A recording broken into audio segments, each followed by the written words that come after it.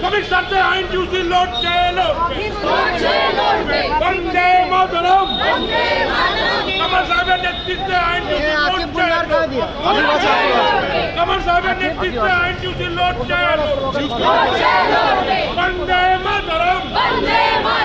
লাঠি খাই গুলি খাই বন্দে মাতরম বলছি বলবো, লাঠি খাই গুলি খাই বন্দে মাতরম বলছি বলবো। বন্দে মাতরম, বন্দে মাতরম।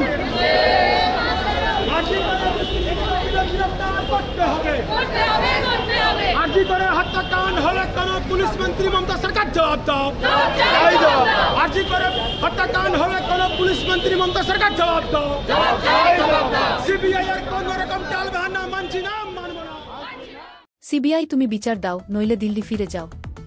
এই স্লোগানকে সামনে রেখে বড়বাজার জেলা কংগ্রেস কমিটির ডাকে কলকাতায় সিবিআই এর প্রধান দপ্তর নিজাম প্যালেস অভিযানের ডাক দেওয়া হয়। সম্প্রতি কলকাতার আর.জি. কর হাসপাতালে মহিলা চিকিৎসকের ধর্ষণ ও নিষ্ঠুর হত্যার বিচার চেয়ে কলকাতার রাজপথে নামে বড়বাজার জেলা কংগ্রেস কমিটি। পৌরপিতা সন্তোষ পাঠক ও অমিতাভ চক্রবর্তীর নেতৃত্বে এক সুবিশাল কংগ্রেস কর্মী সমর্থক দলীয় পতাকা হাতে নিয়ে নিজাম প্যালেস ঘেরাও করে। পুরুষ সমর্থকদের পাশাপাশি প্রচুর সংখ্যক মহিলা সমর্থক পায়ে পা মেলায়। আগামী 5 সেপ্টেম্বর মহামান্য সুপ্রিম কোর্টের কাছে সিবিআই তাদের আর.জি. কর কাণ্ডের তদন্তের অগ্রগতির নথি পেশ করবে। ঠিক তার আগেই সিবিআইকে হুঁশিয়ারি দিল কংগ্রেস সমর্থকরা।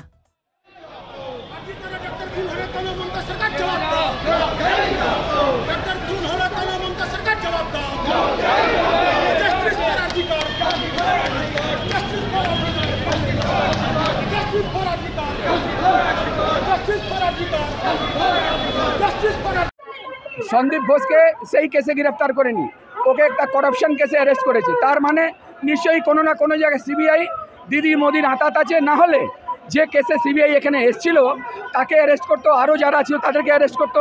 সে এখন অবধি কিছু বলেনি, তার মানেটা আমরা বুঝতে পারছি না। আমরা বুঝতে পারছি যেভাবে ওই কয়লা কাণ্ড হলো, বালি কাণ্ড হলো, সারদা নারদা কাণ্ড হলো, তাতে অভিষেক ব্যানার্জিকে আরও তৃণমূলের নেতাদেরকে বাঁচিয়েছে যারা টিএমসি, সেভাবেই আমাদের মনে হচ্ছে যে এরা কোনো না কোনো জায়গায় আঘাত করবে আর আঘাত আছে, আর এরা একে অ্যারেস্ট করবে না। আমরা ডেপুটেশন দিতে এসেছি, জানি না এখন কী করছে। আমরা ডেপুটেশন দেবো। আমরা সিবিআই কাছে আমরা চাইবো যে যারা খুনিরা আছে, মন্ত্রী হোক, টিএমসির নেতা হোক, টিএমসির যাই হোক, তাদেরকে গ্রেফতার করো। আমরা এটা আমাদের এই দাবি।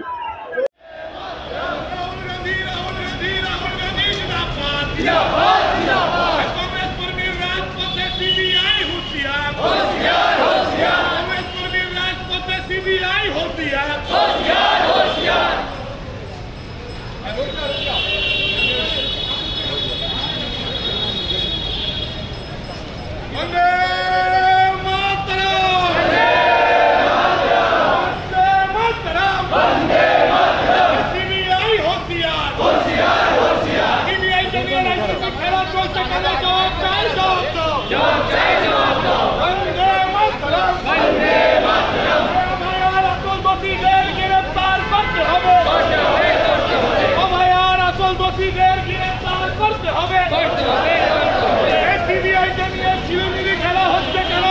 মমতা মোদী জবাব দাও।